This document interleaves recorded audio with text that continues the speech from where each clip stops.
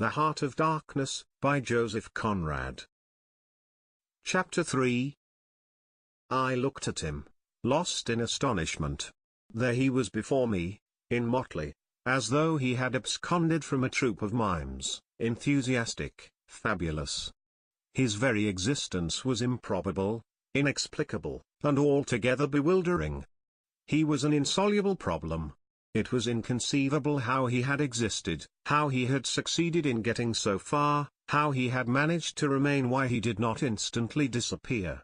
I went a little farther, he said, then still a little farther, till I had gone so far that I don't know how I'll ever get back. Never mind. Plenty time. I can manage. You take Kurtz away quick, I tell you. The glamour of youth enveloped his party-colored rags, his destitution, his loneliness, the essential desolation of his futile wanderings. For months, for years, his life hadn't been worth a day's purchase. And there he was, gallantly, thoughtlessly alive, to all appearances indestructible solely by the virtue of his few years and of his unreflecting audacity. I was seduced into something like admiration, like envy. Glamour urged him on, glamour kept him unscathed. He surely wanted nothing from the wilderness but space to breathe in and to push on through. His need was to exist, and to move onwards at the greatest possible risk, and with a maximum of privation. If the absolutely pure, uncalculating, unpractical spirit of adventure had ever ruled a human being, it ruled this bepatched youth. I almost envied him the possession of this modest and clear flame. It seemed to have consumed all thought of self so completely, that even while he was talking to you, you forgot that it was he, the man before your eyes, who had gone through these things. I did not envy him his devotion to Kurtz, though. He had not meditated over it. It came to him, and he accepted it with a sort of eager fatalism. I must say that to me it appeared about the most dangerous thing in every way he had come upon so far. They had come together unavoidably, like two ships becalmed near each other, and lay rubbing sides at last. I suppose Kurtz wanted an audience, because on a certain occasion, when encamped in the forest, they had talked all night, or more probably Kurtz had talked. We talked of everything, he said, quite transported at the recollection. I forgot there was such a thing as sleep. The night did not seem to last an hour. Everything. Everything. Of love, too. Ah, he talked to you of love, I said, much amused. It isn't what you think, he cried, almost passionately. It was in general. He made me see things. He threw his arms up. We were on deck at the time, and the headman of my woodcutters, lounging nearby, turned upon him his heavy and glittering eyes. I looked around, and I don't know why, but I assure you that never before, did this land, this river, this jungle, the very arch of this blazing sky, appear to me so hopeless and so dark, so impenetrable to human thought, so pitiless to human weakness.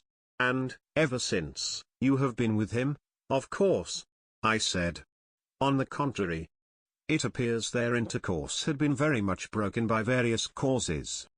He had, as he informed me proudly, managed to nurse Kurtz through 2 illnesses. He alluded to it as you would to some risky feat, but as a rule Kurtz wandered alone, far in the depths of the forest. Very often coming to this station, I had to wait days and days before he would turn up, he said. Ah, it was worth waiting for. Sometimes. What was he doing? Exploring or what? I asked. Oh, yes, of course, he had discovered lots of villages, a lake, too. He did not know exactly in what direction. It was dangerous to inquire too much, but mostly his expeditions had been for ivory. But he had no goods to trade with by that time, I objected. There's a good lot of cartridges left even yet, he answered, looking away. To speak plainly, he raided the country, I said. He nodded. Not alone, surely. He muttered something about the villages round that lake. Kurtz got the tribe to follow him, did he? I suggested. He fidgeted a little. They adored him, he said. The tone of these words was so extraordinary that I looked at him searchingly. It was curious to see his mingled eagerness and reluctance to speak of Kurtz. The man filled his life, occupied his thoughts, swayed his emotions. What can you expect? He burst out. He came to them with thunder and lightning, you know, and they had never seen anything like it, and very terrible. He could be very terrible. You can't judge Mr. Kurtz as you would an ordinary man. No, no, no. Now just to give you an idea, I don't mind telling you. He wanted to shoot me, too, one day, but I don't judge him. Shoot you? I cried, what for? Well, I had a small lot of ivory the chief of that village near my house gave me. You see, I used to shoot game for them. Well, he wanted it, and wouldn't hear reason. He declared he would shoot me unless I gave him the ivory, and then cleared out of the country, because he could do so, and had a fancy for it, and there was nothing on earth to prevent him killing whom he jolly well pleased. And it was true, too. I gave him the ivory. What did I care? But I didn't clear out. No, no. I couldn't leave him. I had to be careful, of course, till we got friendly again for a time. He had his second illness then. Afterwards I had to keep out of the way, but I didn't mind. He was living for the most part in those villages on the lake. When he came down to the river, sometimes he would take to me, and sometimes it was better for me to be careful. This man suffered too much. He hated all this, and somehow he couldn't get away. When I had a chance I begged him to try and leave while there was time. I offered to go back with him. And he would say yes, and then he would remain, go off on another ivory hunt, disappear for weeks, forget himself amongst these people, forget himself, you know. Why? He's mad, I said. He protested indignantly. Mr. Kurtz couldn't be mad. If I had heard him talk, only 2 days ago, I wouldn't dare hint at such a thing. I had taken up my binoculars while we talked, and was looking at the shore, sweeping the limit of the forest at each side and at the back of the house. The consciousness of there being people in that bush, so silent, so quiet, as silent and quiet as the ruined house on the hill, made me uneasy. There was no sign on the face of nature of this amazing tale that was not so much told as suggested to me in desolate exclamations, completed by shrugs, in interrupted phrases, in hints ending in deep sighs.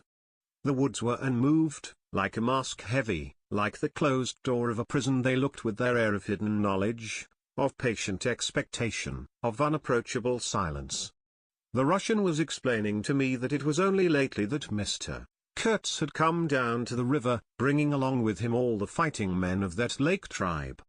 He had been absent for several months, getting himself adored, I suppose, and had come down unexpectedly, with the intention to all appearance of making a raid either across the river or downstream. Evidently the appetite for more ivory had got the better of the, what shall I say? Less material aspirations. However, he had got much worse suddenly. I heard he was lying helpless, and so I came up, took my chance, said the Russian. Oh, he is bad, very bad.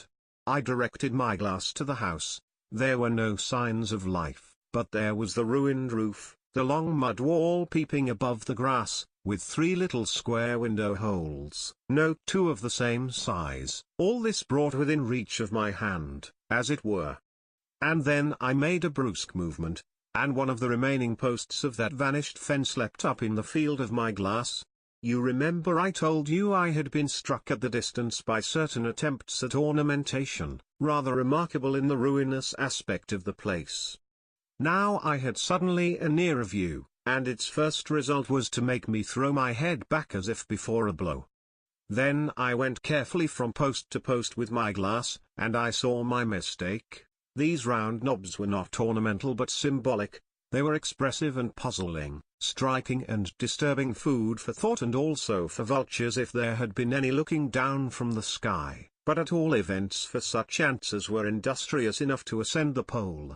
They would have been even more impressive, those heads on the stakes, if their faces had not been turned to the house. Only one, the first I had made out, was facing my way. I was not so shocked as you may think.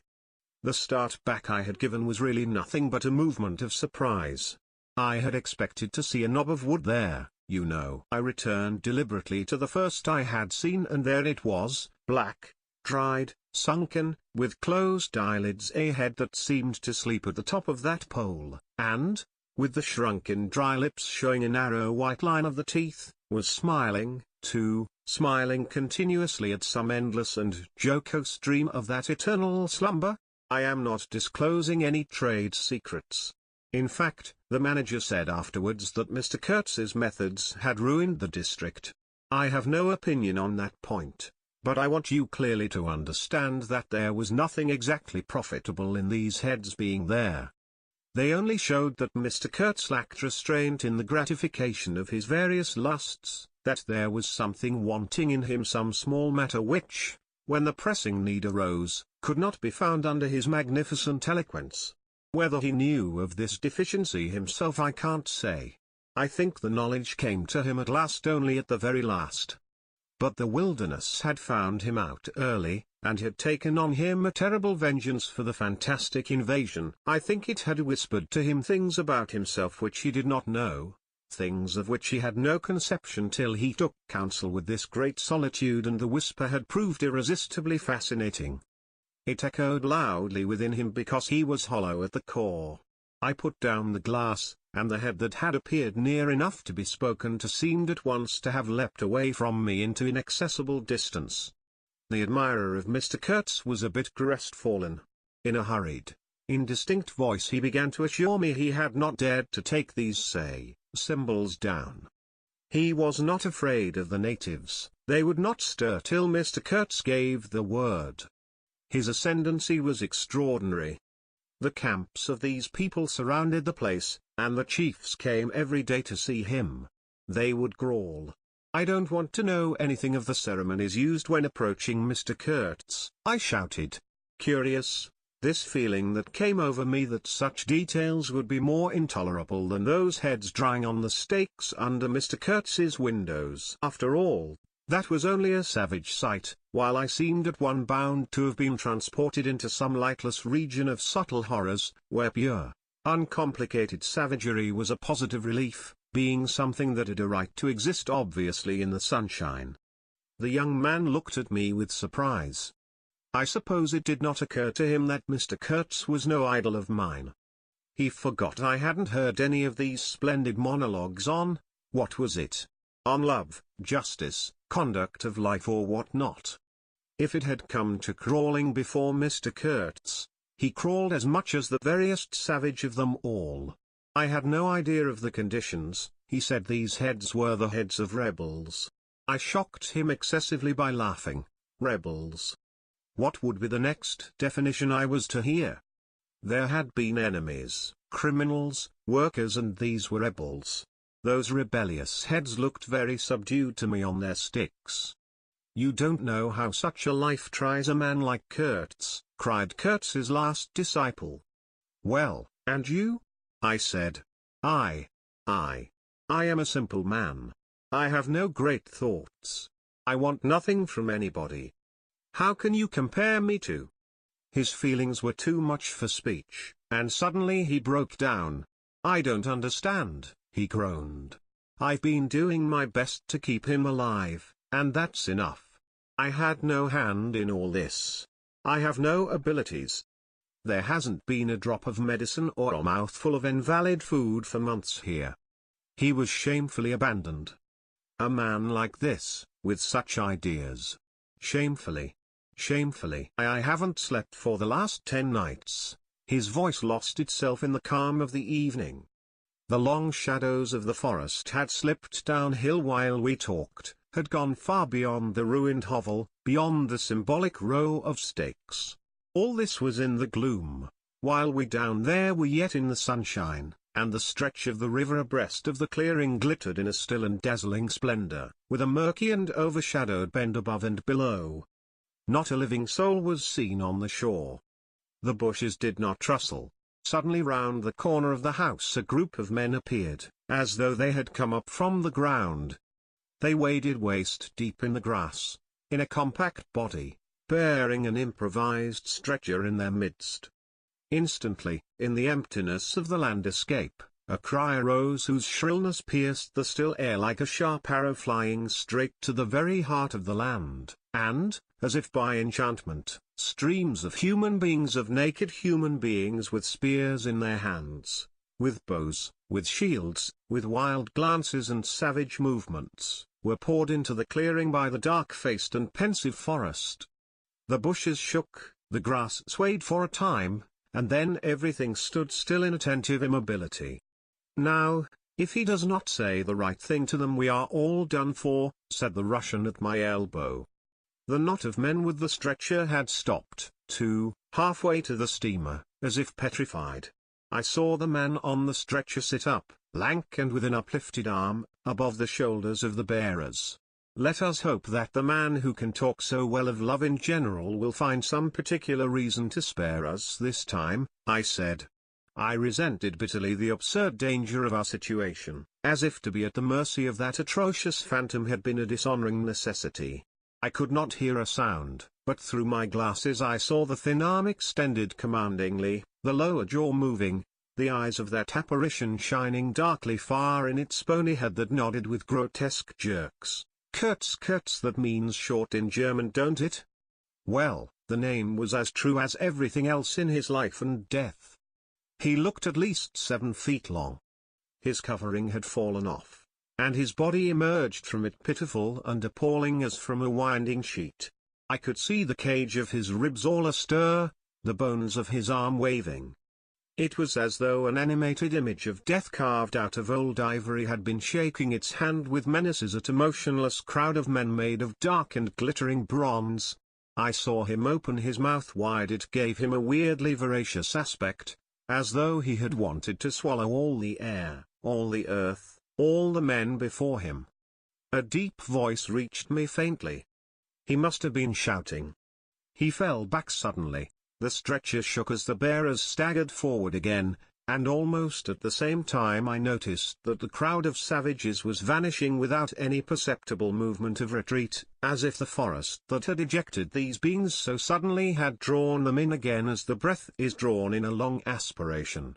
Some of the pilgrims behind the stretcher carried his arms 2 shotguns, a heavy rifle, and a light revolver carbine, the thunderbolts of that pitiful Jupiter.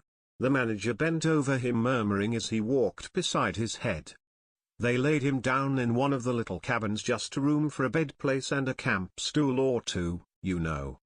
We had brought his belated correspondence, and a lot of torn envelopes and open letters littered his bed. His hand roamed feebly amongst these papers. I was struck by the fire of his eyes and the composed languor of his expression. It was not so much the exhaustion of disease. He did not seem in pain. This shadow looked satiated and calm, as though for the moment it had had its fill of all the emotions. He rustled one of the letters, and looking straight in my face said, "I am glad. Somebody had been writing to him about me." These special recommendations were turning up again. The volume of tone he emitted without effort, almost without the trouble of moving his lips, amazed me. A voice. It was grave, profound, vibrating, while the man did not seem capable of a whisper. However, he had enough strength in him, factitious no doubt, to very nearly make an end of us, as you shall hear directly. The manager appeared silently in the doorway. I stepped out at once and he drew the curtain after me. The Russian, eyed curiously by the pilgrims, was staring at the shore. I followed the direction of his glance. Dark human shapes could be made out in the distance, flitting indistinctly against the gloomy border of the forest, and near the river 2 bronze figures, leaning on tall spears, stood in the sunlight under fantastic headdresses of spotted skins, warlike and still in statuesque repose. And from right to left along the lighted shore moved a wild and gorgeous apparition of a woman. She walked with measured steps, draped in striped and fringed cloths, treading the earth proudly, with a slight jingle and flash of barbarous ornaments. She carried her head high, her hair was done in the shape of a helmet, she had brass leggings to the knee, brass wire gauntlets to the elbow, a crimson spot on her tawny cheek, innumerable necklaces of glass beads on her neck, bizarre things, charms, gifts of witch men, that hung about her, glittered and trembled at every step. She must have had the value of several elephant tusks upon her. She was savage and superb, wild-eyed and magnificent. There was something ominous and stately in her deliberate progress and in the hush that had fallen suddenly upon the whole sorrowful land. The immense wilderness, the colossal body of the fecund and mysterious life seemed to look at her, pensive, as though it had been looking at the image of its own tenebrous and passionate soul. She came abreast of the steamer, stood still, and faced us. Her long shadow fell to the water's edge.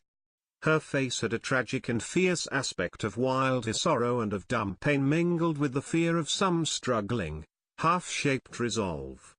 She stood looking at us without a stir, and like the wilderness itself, with an air of brooding over an inscrutable purpose. A whole minute passed, and then she made a step forward. There was a low jingle, a glint of yellow metal, a sway of fringed draperies, and she stopped as if her heart had failed her. The young fellow by my side growled. The pilgrims murmured at my back. She looked at us all as if her life had depended upon the unswerving steadiness of her glance. Suddenly she opened her bared arms and threw them up rigid above her head, as though in an uncontrollable desire to touch the sky, and at the same time the swift shadows darted out on the earth, swept around on the river, gathering the steamer into a shadowy embrace. A formidable silence hung over the scene. She turned away slowly, walked on, following the bank, and passed into the bushes to the left. Once only her eyes gleamed back at us in the dusk of the thickets before she disappeared. If she had offered to come aboard, I really think I would have tried to shoot her, said the man of patches, nervously. I have been risking my life every day for the last fortnight to keep her out of the house. She got in one day and kicked her Perot about those miserable rags I picked up in the storeroom to mend my clothes with. I wasn't decent. At least it must have been that, for she talked like a fury to Kurtz for an hour, pointing at me now and then.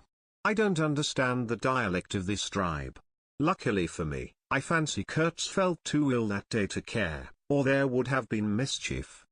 I don't understand. No, it's too much for me. Ah, well. It's all over now. At this moment I heard Kurtz's deep voice behind the curtain. Save me. Save the ivory, you mean? Don't tell me. Save me. Why, I've had to save you. You are interrupting my plans now. Sick. Sick. Not so sick as you would like to believe. Never mind. I'll carry my ideas out, yet I will return. I'll show you what can be done. You with your little peddling notions, you are interfering with me. I will return. The manager came out. He did me the honor to take me under the arm and lead me aside. He is very low, he said. He considered it necessary to sigh, but neglected to be consistently sorrowful. We have done all we could for him, haven't we? But there is no disguising the fact, Mr. Kurtz has done more harm than good to the company. He did not see the time was not ripe for vigorous action. Cautiously, that's my principle. We must be cautious yet. The district is closed to us for a time. Deplorable. Upon the whole, the trade will suffer.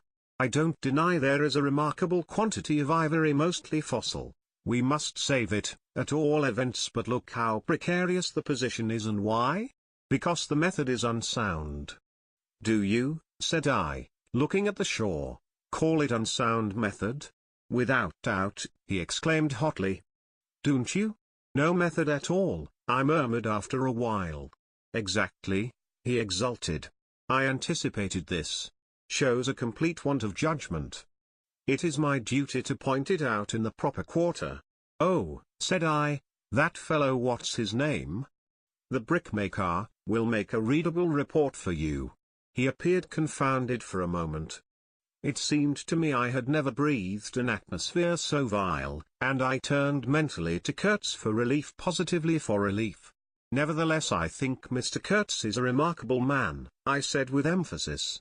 He started, dropped on me a heavy glance, said very quietly, he was, and turned his back on me.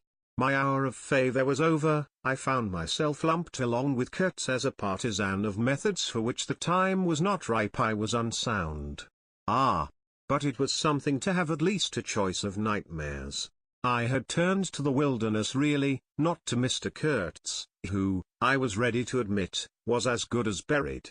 And for a moment it seemed to me as if I also were buried in a vast grave full of unspeakable secrets.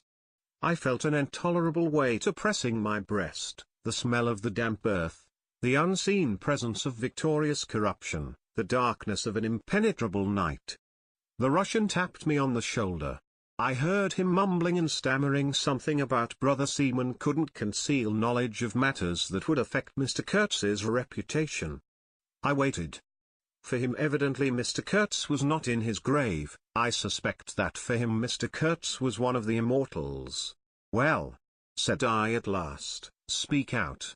As it happens, I am Mr. Kurtz's friend in a way." He stated with a good deal of formality that had we not been of the same profession, he would have kept the matter to himself without regard to consequences. He suspected there was an active ill will towards him on the part of these white men. "That you are right," I said, remembering a certain conversation I had overheard. "The manager thinks you ought to be hanged." He showed a concern at this intelligence which amused me at first. "I had better get out of the way quietly," he said earnestly. "I can do no more for Kurtz now, and they would soon find some excuse. What's to stop them? There's a military post 300 miles from here." "Well, upon my word," said I, "perhaps you had better go if you have any friends amongst the savages nearby." "Plenty," he said. "They are simple people and I want nothing, you know." He stood biting his lip. "Then I don't want any harm to happen to these whites here, but of course I was thinking of Mr. Kurtz's reputation." "But you are a Brother Seaman and all right," said I, after a time. "Mr. Kurtz's reputation is safe with me." I did not know how truly I spoke. He informed me, lowering his voice, that it was Kurtz who had ordered the attack to be made on the steamer. He hated sometimes the idea of being taken away and then again. But I don't understand these matters. I am a simple man. He thought it would scare you away that you would give it up, thinking him dead. I could not stop him. Oh, I had an awful time of it this last month. "Very well," I said. "He is all right now?" "Yes," he muttered, not very convinced apparently. "Thanks," said I shall keep my eyes open." "But quietly?" he urged anxiously. "It would be awful for his reputation if anybody here." I promised a complete discretion with great gravity. "I have a canoe and 3 black fellows waiting not very far. I am off." "Could you give me a few Martini Henry cartridges?" I could, and did, with proper secrecy. He helped himself, with a wink at me, to a handful of my tobacco. Between sailors you know good English tobacco. At the door of the pilot house he turned round. "I say, haven't you a pair of shoes you could spare?" He raised one leg. "Look." The soles were tied with knotted strings sandal-wise under his bare feet. I rooted out an old pair, at which he looked with admiration before tucking it under his left arm. One of his pockets, bright red, was bulging with cartridges, from the other dark blue peeped Towson's inquiry, etc., etc. He seemed to think himself excellently well equipped for a renewed encounter with the wilderness. I'll never meet such a man again. You ought to have heard him recite poetry, his own, too, it was, he told me. Poetry. He rolled his eyes at the recollection of these delights. Oh, he enlarged my mind. "Goodbye," said I. He shook hands and vanished in the night. Sometimes I ask myself whether I had ever really seen him, whether it was possible to meet such a phenomenon. When I woke up shortly after midnight, his warning came to my mind with its hint of danger that seemed, in the starred darkness, real enough to make me get up for the purpose of having a look round. On the hill a big fire burned, illuminating fitfully a crooked corner of the station house. One of the agents, with a picket of a few of our blacks, armed for the purpose, was keeping guard over the ivory, but deep within the forest, red gleams that wavered, that seemed to sink and rise from the ground amongst confused columnar shapes of intense blackness, showed the exact position of the camp where Mr. Kurtz's adorers were keeping their uneasy vigil. The monotonous beating of a big drum filled the air with muffled shocks and a lingering vibration. A steady droning sound of many men chanting each to himself some weird incantation came out from the black, flat wall of the woods as the humming of bees comes out of a hive, and had a strange narcotic effect upon my half-awake senses. I believe I dozed off leaning over the rail, till an abrupt burst of yells, an overwhelming outbreak of a pent-up and mysterious frenzy, woke me up in a bewildered wonder. It was cut short all at once, and the low droning went on with an effect of audible and soothing silence. I glanced casually into the little cabin. A light was burning within, but Mr. Kurtz was not there. I think I would have raised an outcry if I had believed my eyes. But I didn't believe them at first. The thing seemed so impossible. The fact is, I was completely unnerved by a sheer blank fright, pure abstract terror, unconnected with any distinct shape of physical danger. What made this emotion so overpowering was, how shall I define it? The moral shock I received, as if something altogether monstrous, intolerable to thought and odious to the soul, had been thrust upon me unexpectedly. This lasted, of course, the merest fraction of a second, and then the usual sense of commonplace, deadly danger, the possibility of a sudden onslaught and massacre, or something of the kind, which I saw impending, was positively welcome and composing. It pacified me, in fact, so much that I did not raise an alarm. There was an agent buttoned up inside an ulster and sleeping on a chair on deck within 3 feet of me. The yells had not awakened him. He snored very slightly. I left him to his slumbers and leapt ashore. I did not betray Mr. Kurtz. It was ordered I should never betray him. It was written I should be loyal to the nightmare of my choice. I was anxious to deal with this shadow by myself alone, and to this day I don't know why I was so jealous of sharing with anyone the peculiar blackness of that experience. As soon as I got on the bank I saw a trail, a broad trail through the grass. I remember the exultation with which I said to myself, "He can't walk, he is crawling on all fours, I've got him." The grass was wet with dew. I strode rapidly with clenched fists. I fancy I had some vague notion of falling upon him and giving him a drubbing. I don't know. I had some imbecile thoughts. The knitting old woman with the cat obtruded herself upon my memory as a most improper person to be sitting at the other end of such an affair. I saw a row of pilgrims squirting lead in the air out of Winchesters held to the hip. I thought I would never get back to the steamer, and imagined myself living alone and unarmed in the woods to an advanced age. Such silly things, you know. And I remember I confounded the beat of the drum with the beating of my heart, and was pleased at its calm regularity. I kept to the track though, then stopped to listen. The night was very clear, a dark blue space, sparkling with dew and starlight, in which black things stood very still. I thought I could see a kind of motion ahead of me. I was strangely cocksure of everything that night. I actually left the track and ran in a wide semicircle, I verily believe chuckling to myself so as to get in front of that stir, of that motion I had seen, if indeed I had seen anything. I was circumventing Kurtz as though it had been a boyish game. I came upon him, and, if he had not heard me coming, I would have fallen over him, too, but he got up in time.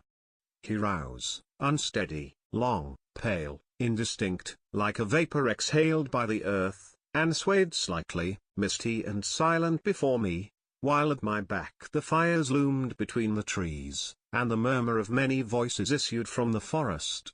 I had cut him off cleverly, but when actually confronting him I seemed to come to my senses. I saw the danger in its right proportion. It was by no means over yet. Suppose he began to shout? Though he could hardly stand, there was still plenty of vigor in his voice. "Go away, hide yourself," he said, in that profound tone. It was very awful. I glanced back. We were within 30 yards from the nearest fire. A black figure stood up, strode on long black legs, waving long black arms, across the glow. It had horns, antelope horns, I think, on its head. Some sorcerer, some witch man, no doubt it looked fiend-like enough. "Do you know what you are doing?" I whispered. "Perfectly," he answered, raising his voice for that single word. It sounded to me far off and yet loud, like a hail through a speaking trumpet. "If he makes her, we are lost," I thought to myself. This clearly was not a case for fisticuffs, even apart from the very natural aversion I had to beat that shadow, this wandering and tormented thing. "You will be lost," I said, "utterly lost. One gets sometimes such a flash of inspiration, you know." I did say the right thing, though indeed he could not have been more irretrievably lost than he was at this very moment, when the foundations of our intimacy were being laid to endure even to the end, even beyond. "I had immense plans," he muttered irresolutely. "Yes," said I, "but if you try to shout I'll smash your head with." There was not a stick or a stone near. "I will throttle you for good," I corrected myself. "I was on the threshold of great things," he pleaded, in a voice of longing, with a wistfulness of tone that made my blood run cold. "And now for this stupid scoundrel your success in Europe is assured in any case," I affirmed steadily. I did not want to have the throttling of him, you understand, and indeed it would have been very little use for any practical purpose. I tried to break the spell, the heavy, mute spell of the wilderness that seemed to draw him to its pitiless breast by the awakening of forgotten and brutal instincts, by the memory of gratified and monstrous passions. This alone, I was convinced, had driven him out to the edge of the forest, to the bush, towards the gleam of fires, the throb of drums, the drone of weird incantations. This alone had beguiled his unlawful soul beyond the bounds of permitted aspirations. And, don't you see, the terror of the position was not in being knocked on the head, though I had a very lively sense of that danger, too, but in this, that I had to deal with a being to whom I could not appeal in the name of anything high or low. I had, even like the niggers, to invoke him himself, his own exalted and incredible degradation. There was nothing either above or below him, and I knew it. He had kicked himself loose of the earth. Confound the man! He had kicked the very earth to pieces. He was alone, and I before him did not know whether I stood on the ground or floated in the air. I've been telling you what we said, repeating the phrases we pronounced, but what's the good? They were common everyday words, the familiar, vague sounds exchanged on every waking day of life. But what of that? They had behind them, to my mind, the terrific suggestiveness of words heard in dreams, of phrases spoken in nightmares. Soul. If anybody ever struggled with a soul, I am the man. And I wasn't arguing with a lunatic either, believe me or not. His intelligence was perfectly clear, concentrated, it is true, upon himself with horrible intensity, yet clear, and therein was my only chance, barring, of course, the killing him there and then, which wasn't so good, on account of unavoidable noise. But his soul was mad. Being alone in the wilderness, it had looked within itself, and, by heavens, I tell you, it had gone mad. I had for my sins, I suppose, to go through the ordeal of looking into it myself. No eloquence could have been so withering to one's belief in mankind as his final burst of sincerity. He struggled with himself, too. I saw it, I heard it.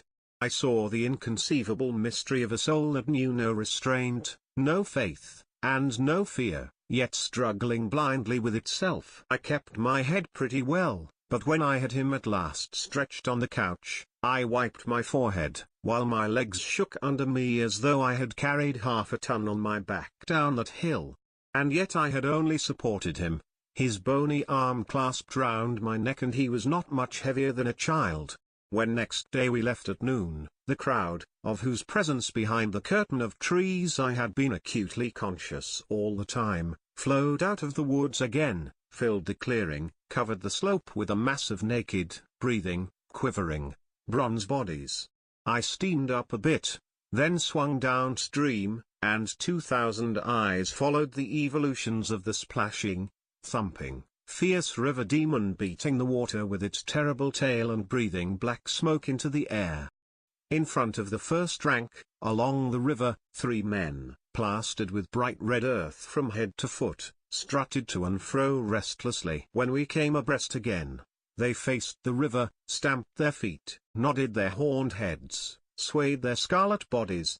They shook towards the fierce river demon a bunch of black feathers, a mangy skin with a pendant tail, something that looked a dried gourd. They shouted periodically together strings of amazing words that resembled no sounds of human language, and the deep murmurs of the crowd, interrupted suddenly, were like the responses of some satanic litany. We had carried Kurtz into the pilot house. There was more air there. Lying on the couch, he stared through the open shutter. There was an eddy in the mass of human bodies, and the woman with helmeted head and tawny cheeks rushed out to the very brink of the stream. She put out her hands, shouted something, and all that wild mob took up the shout in a roaring chorus of articulated, rapid, breathless utterance. "Do you understand this?"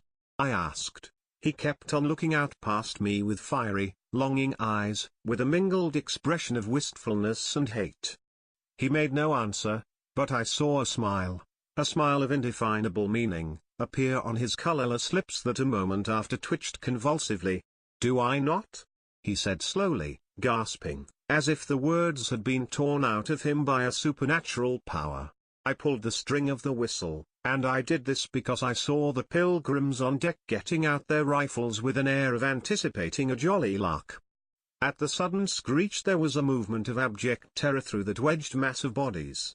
Don't you frighten them away," cried someone on deck disconsolately. I pulled the string time after time. They broke and ran, they leapt, they crouched, they swerved, they dodged the flying terror of the sound. The three red chaps had fallen flat, face down on the shore, as though they had been shot dead. Only the barbarous and superb woman did not so much as flinch, and stretched tragically her bare arms after us over the somber and glittering river. And then that imbecile crowd down on the deck started their little fun, and I could see nothing more for smoke. The brown current ran swiftly out of the heart of darkness, bearing us down towards the sea with twice the speed of our upward progress, and Kurtz's life was running swiftly, too, ebbing out of his heart into the sea of inexorable time. The manager was very placid. He had no vital anxieties now. He took us both in with a comprehensive and satisfied glance. The affair had come off as well as could be wished. I saw the time approaching when I would be left alone of the party of unsound method. The pilgrims looked upon me with disfavor. I was, so to speak, numbered with the dead. It is strange how I accepted this unforeseen partnership, this choice of nightmares forced upon me in the tenebrous land invaded by these mean and greedy phantoms. Kurtz discoursed. A voice.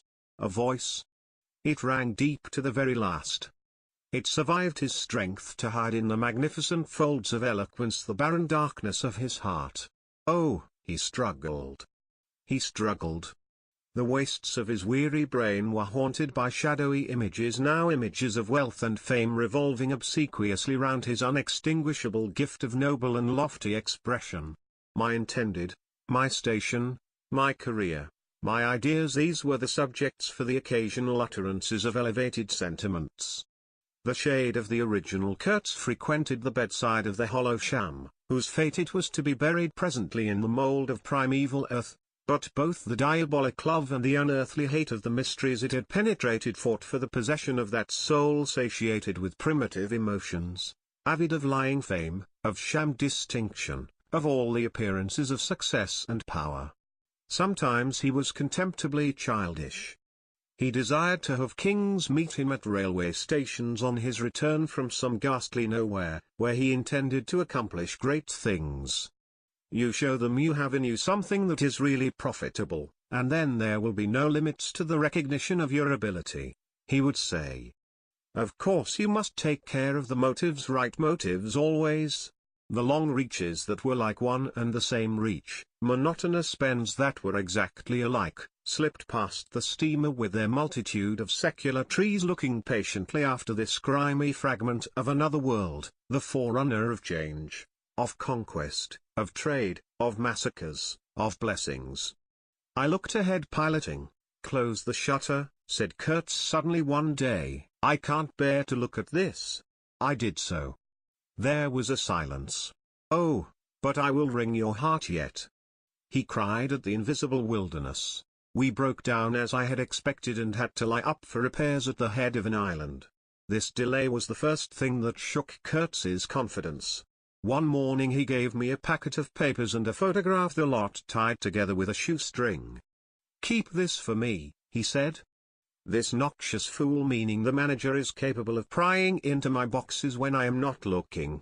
In the afternoon I saw him. He was lying on his back with closed eyes, and I withdrew quietly, but I heard him mutter, "Live rightly, die, die." I listened. There was nothing more. Was he rehearsing some speech in his sleep, or was it a fragment of a phrase from some newspaper article? He had been writing for the papers and meant to do so again, for the furthering of my ideas. It's a duty. His was an impenetrable darkness. I looked at him as you peer down at a man who is lying at the bottom of a precipice where the sun never shines. But I had not much time to give him, because I was helping the engine driver to take to pieces the leaky cylinders, to straighten a bent connecting rod, and in other such matters. I lived in an infernal mess of rust, filings, nuts, bolts, spanners, hammers, ratchet drills, things I abominate, because I don't get on with them. I tended the little forge we fortunately had aboard. I toiled wearily in a wretched scrap heap unless I had the shakes too bad to stand. One evening, coming in with a candle, I was startled to hear him say a little tremulously, "I am lying here in the dark waiting for death." The light was within a foot of his eyes. I forced myself to murmur, "Oh, nonsense," and stood over him as if transfixed.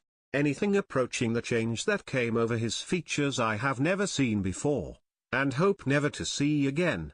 Oh, I wasn't touched. I was fascinated. It was as though a veil had been rent. I saw on that ivory face the expression of somber pride, of ruthless power, of craven terror, of an intense and hopeless despair. Did he live his life again in every detail of desire, temptation, and surrender during that supreme moment of complete knowledge? He cried in a whisper at some image, at some vision. He cried out twice, a cry that was no more than a breath. The horror! The horror! I blew the candle out and left the cabin. The pilgrims were dining in the mess room, and I took my place opposite the manager, who lifted his eyes to give me a questioning glance, which I successfully ignored.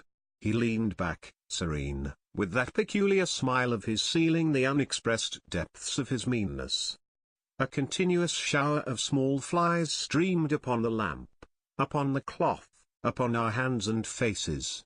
Suddenly the manager's boy put his insolent black head in the doorway, and said in a tone of scathing contempt, "Mr. Kurtz, he dead." All the pilgrims rushed out to see. I remained, and went on with my dinner. I believe I was considered brutally callous. However, I did not eat much. There was a lamp in their light, don't you know, and outside it was so beastly dark. I went no more near the remarkable man who had pronounced a judgment upon the adventures of his soul on this earth. The voice was gone. What else had been there? But I am of course aware that next day the pilgrims buried something in a muddy hole. And then they very nearly buried me. However, as you see, I did not go to join Kurtz there and then. I did not. I remained to dream the nightmare out to the end, and to show my loyalty to Kurtz once more. Destiny. My destiny. Droll thing life is, that mysterious arrangement of merciless logic for a futile purpose. The most you can hope from it is some knowledge of yourself that comes too late, a crop of unextinguishable regrets. I have wrestled with death. It is the most unexciting contest you can imagine. It takes place in an impalpable grayness, with nothing underfoot, with nothing around, without spectators, without clamor, without glory, without the great desire of victory, without the great fear of defeat, in a sickly atmosphere of tepid skepticism, without much belief in your own right, and still less in that of your adversary. If such is the form of ultimate wisdom, then life is a greater riddle than some of us think it to be. I was within a hair's breadth of the last opportunity for pronouncement, and I found with humiliation that probably I would have nothing to say. This is the reason why I affirm that Kurtz was a remarkable man. He had something to say. He said it. Since I had peeped over the edge myself, I understand better the meaning of his stare, that could not see the flame of the candle, but was wide enough to embrace the whole universe, piercing enough to penetrate all the hearts that beat in the darkness. He had summed up, he had judged. The horror. He was a remarkable man. After all, this was the expression of some sort of belief. It had candor, it had conviction. It had a vibrating note of revolt in its whisper, it had the appalling face of a glimpsed truth, the strange commingling of desire and hate. And it is not my own extremity I remember best, a vision of greyness without form filled with physical pain, and a careless contempt for the evanescence of all things, even of this pain itself. No. It is his extremity that I seem to have lived through. True, he had made that last stride. He had stepped over the edge, while I had been permitted to draw back my hesitating foot. And perhaps in this is the whole difference, perhaps all the wisdom, and all truth, and all sincerity, are just compressed into that inappreciable moment of time in which we step over the threshold of the invisible. Perhaps. I like to think my summing up would not have been a word of careless contempt. Better his cry, much better. It was an affirmation, a moral victory paid for by innumerable defeats, by abominable terrors, by abominable satisfactions. But it was a victory. That is why I have remained loyal to Kurtz to the last, and even beyond, when a long time after I heard once more, not his own voice, but the echo of his magnificent eloquence thrown to me from a soul as translucently pure as a cliff of crystal. No, they did not bury me. Though there is a period of time which I remember mistily, with a shuddering wonder, like a passage through some inconceivable world that had no hope in it and no desire. I found myself back in the sepulchral city, resenting the sight of people hurrying through the streets to filch a little money from each other, to devour their infamous cookery, to gulp their unwholesome beer, to dream their insignificant and silly dreams. They trespassed upon my thoughts. They were intruders whose knowledge of life was to me an irritating pretense, because I felt so sure they could not possibly know the things I knew. Their bearing, which was simply the bearing of commonplace individuals going about their business in the assurance of perfect safety, was offensive to me like the outrageous flauntings of folly in the face of a danger it is unable to comprehend. I had no particular desire to enlighten them, but I had some difficulty in restraining myself from laughing in their faces so full of stupid importance. I dare say I was not very well at that time. I tottered about the streets. There were various affairs to settle, grinning bitterly at perfectly respectable persons. I admit my behavior was inexcusable, but then my temperature was seldom normal in these days. My dear aunt's endeavors to nurse up my strength seemed altogether beside the mark. It was not my strength that wanted nursing. It was my imagination that wanted soothing. I kept the bundle of papers given me by Kurtz, not knowing exactly what to do with it. His mother had died lately, watched over, as I was told, by his intended.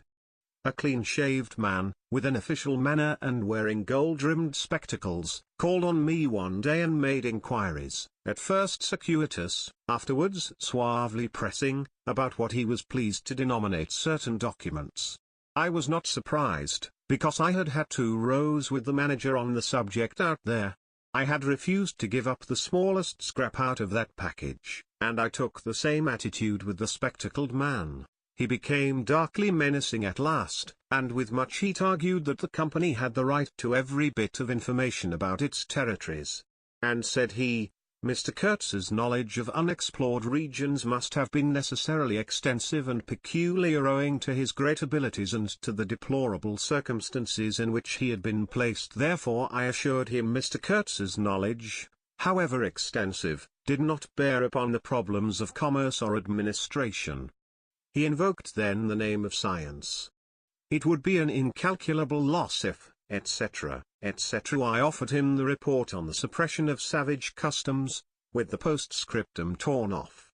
He took it up eagerly, but ended by sniffing at it with an air of contempt. "This is not what we had a right to expect," he remarked. "Expect nothing else," I said. There are only private letters. He withdrew upon some threat of legal proceedings, and I saw him no more. But another fellow, calling himself Kurtz's cousin, appeared 2 days later, and was anxious to hear all the details about his dear relative's last moments. Incidentally, he gave me to understand that Kurtz had been essentially a great musician. There was the making of an immense success, said the man, who was an organist, I believe, with lank grey hair flowing over a greasy coat collar. I had no reason to doubt his statement, and to this day I am unable to say what was Kurtz's profession, whether he ever had any, which was the greatest of his talents. I had taken him for a painter who wrote for the papers, or else for a journalist who could paint, but even the cousin who took snuff during the interview could not tell me what he had been exactly. He was a universal genius on that point. I agreed with the old chap, who thereupon blew his nose noisily into a large cotton handkerchief and withdrew in senile agitation, bearing off some family letters and memoranda without importance. Ultimately, a journalist anxious to know something of the fate of his dear colleague turned up. This visitor informed me Kurtz's proper sphere ought to have been politics on the popular side. He had furry straight eyebrows, bristly hair cropped short, an eyeglass on a broad ribbon, and, becoming expansive, confessed his opinion that Kurtz really couldn't write a bit, but heavens, how that man could talk! He electrified large meetings. He had faith, don't you see? He had a faith. He could get himself to believe anything. He would have been a splendid leader of an extreme party. What party? I asked. Any party, answered the other. He was an extremist. Did I not think so? I assented. Did I know, he asked, with a sudden flash of curiosity, what it was that had induced him to go out there? Yes, said I, and forthwith handed him the famous report for publication, if he thought fit. He glanced through it hurriedly, mumbling all the time, judged it would do, and took himself off with this plunder. Thus I was left at last with a slim packet of letters and the girl's portrait. She struck me as beautiful. I mean, she had a beautiful expression. I know that the sunlight can be made to lie, too, yet one felt that no manipulation of light and pose could have conveyed the delicate shade of truthfulness upon those features. She seemed ready to listen without mental reservation, without suspicion, without a thought for herself. I concluded I would go and give her back her portrait and those letters myself. Curiosity? Yes, and also some other feeling perhaps. All that had been Kurtz's had passed out of my hands, his soul, his body, his station, his plans, his ivory, his career. There remained only his memory and his intended, and I wanted to give that up, to the past, in a way to surrender personally all that remained of him with me to that oblivion which is the last word of our common fate. I don't defend myself. I had no clear perception of what it was I really wanted. Perhaps it was an impulse of unconscious loyalty, or the fulfillment of one of those ironic necessities that lurk in the facts of human existence. I don't know. I can't tell. But I went. I thought his memory was like the other memories of the dead that accumulate in every man's life, a vague impress on the brain of shadows that had fallen on it in their swift and final passage. But before the high and ponderous door, between the tall houses of a street as still and decorous as a well-kept alley in a cemetery, I had a vision of him on the stretcher, opening his mouth voraciously, as if to devour all the earth with all its mankind. He lived then before me. He lived as much as he had ever lived, a shadow insatiable of splendid appearances, of frightful realities, a shadow darker than the shadow of the night, and draped nobly in the folds of a gorgeous eloquence. The vision seemed to enter the house with me, the stretcher, the phantom bearers, the wild crowd of obedient worshippers, the gloom of the forests, the glitter of the reach between the murky bends, the beat of the drum, regular and muffled like the beating of a heart, the heart of a conquering darkness.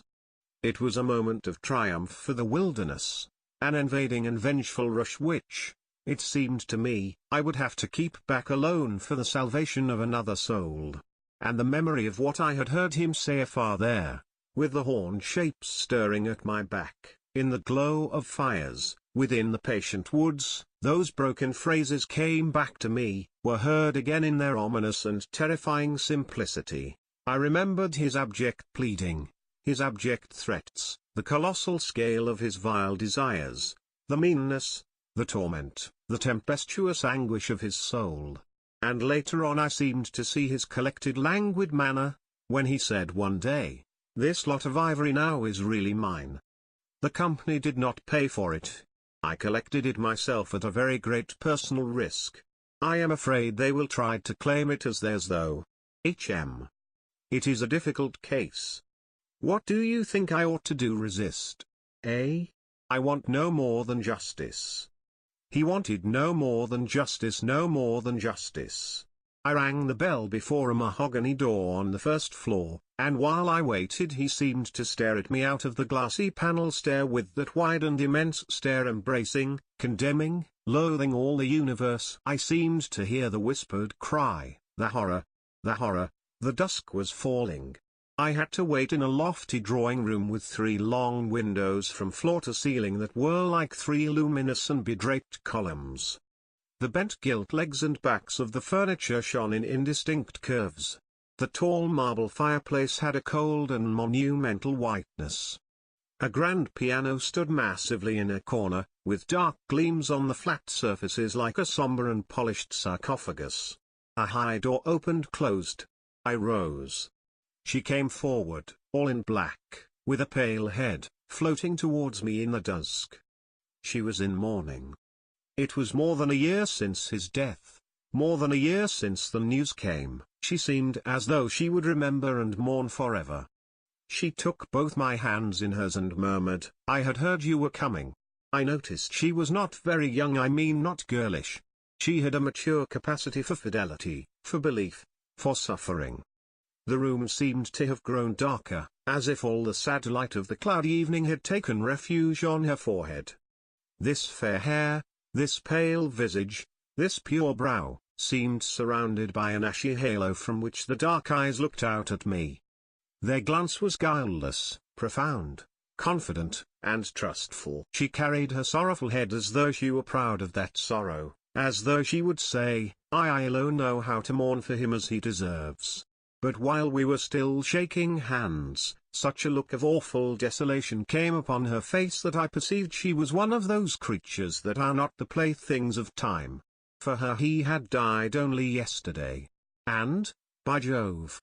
The impression was so powerful that for me, too, he seemed to have died only yesterday, nay, this very minute.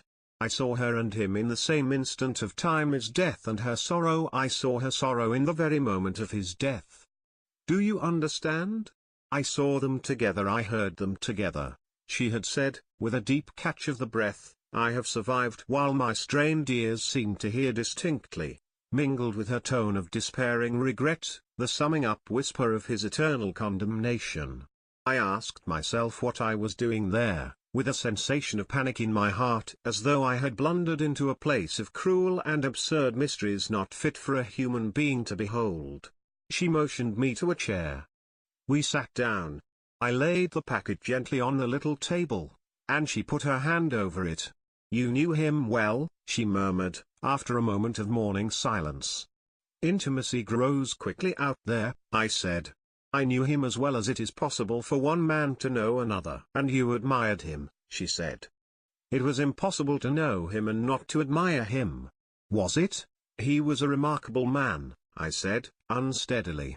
Then before the appealing fixity of her gaze, that seemed to watch for more words on my lips, I went on, "It was impossible not to love him," she finished eagerly, silencing me into an appalled dumbness. "How true! How true! But when you think that no one knew him so well as I had all his noble confidence. I knew him best." "You knew him best," I repeated. And perhaps she did. But with every word spoken the room was growing darker, and only her forehead, smooth and white, remained illumined by the inextinguishable light of belief and love. "You were his friend," she went on. "His friend," she repeated, a little louder. "You must have been, if he had given you this, and sent you to me. I feel I can speak to you, and oh, I must speak. I want you who have heard his last words to know I have been worthy of him. It is not pride. Yes. I am proud to know I understood him better than anyone on earth. He told me so himself. And since his mother died I have had no one to. I listened. The darkness deepened. I was not even sure whether he had given me the right bundle. I rather suspect he wanted me to take care of another batch of his papers which, after his death, I saw the manager examining under the lamp. And the girl talked, easing her pain in the certitude of my sympathy. She talked as thirsty men drink.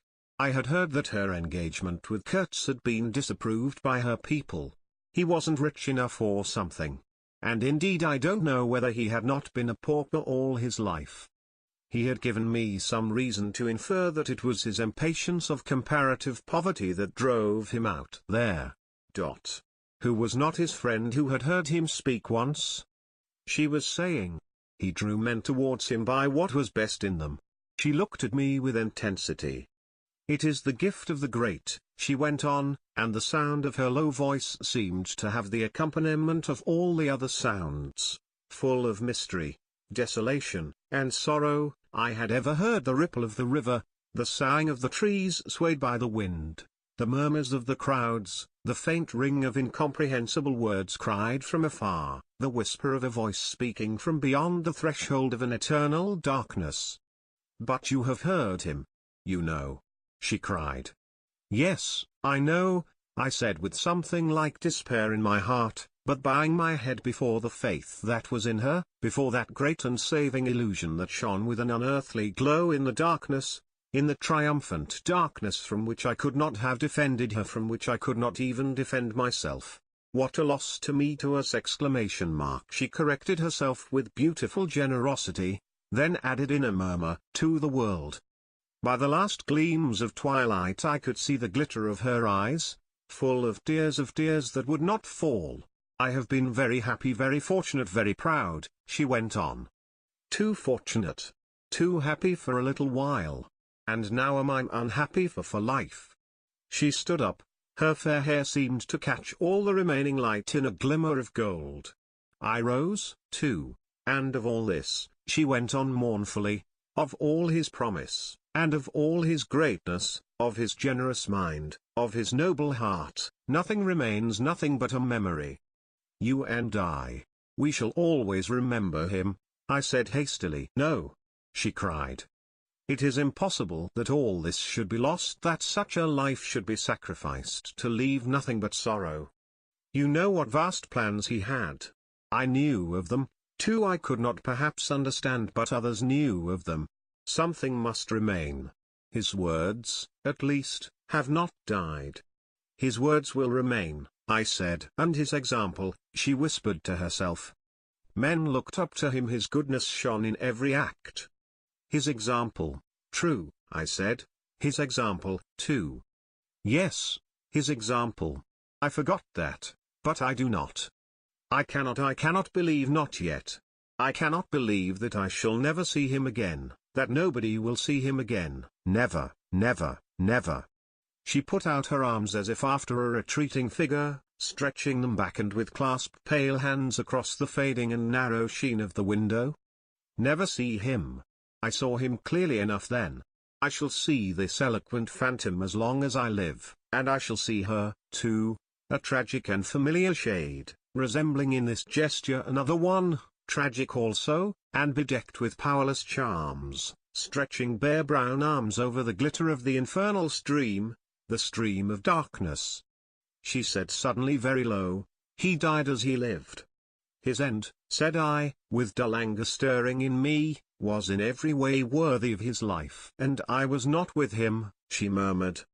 My anger subsided before a feeling of infinite pity. Everything that could be done, I mumbled. But I believed in him more than anyone on earth, more than his own mother, more than himself. He needed me. Me. I would have treasured every sigh, every word, every sign, every glance. I felt like a chill grip on my chest. Doomed, I said, in a muffled voice, forgive me. I have mourned so long in silence. You were with him to the last. I think of his loneliness. Nobody near to understand him as I would have understood. Perhaps no one to hear. To the very end, I said, shakily. I heard his very last words. I stopped in a fright. Repeat them, she murmured in a heartbroken tone. I want something to live with. I was on the point of crying at her. Don't you hear them? The dusk was repeating them in a persistent whisper all around us, in a whisper that seemed to swell menacingly like the first whisper of a rising wind. The horror. The horror. His last word to live with, she insisted. Don't you understand? I loved him, I loved him, I loved him. I pulled myself together and spoke slowly. The last word he pronounced was your name. I heard a light sigh and then my heart stood still, stopped dead short by an exulting and terrible cry, by the cry of inconceivable triumph and of unspeakable pain. I knew it, I was sure. She knew. She was sure. I heard her weeping, she had hidden her face in her hands. It seemed to me that the house would collapse before I could escape, that the heavens would fall upon my head. But nothing happened. The heavens do not fall for such a trifle. Would they have fallen, I wonder, if I had rendered Kurtz that justice which was his due? Hadn't he said he wanted only justice? But I couldn't. I could not tell her. It would have been too dark altogether. Marlowe ceased, and sat apart, indistinct and silent, in the pose of a meditating Buddha. Nobody moved for a time. We have lost the first of the ebb, said the director suddenly. I raised my head. The offing was barred by a black bank of clouds, and the tranquil waterway leading to the uttermost ends of the earth flowed somber under an overcast sky, seemed to lead into the heart of an immense darkness. Thank you for listening to The Heart of Darkness, on Robots Read. I am your narrator, John, and I bid you a good evening.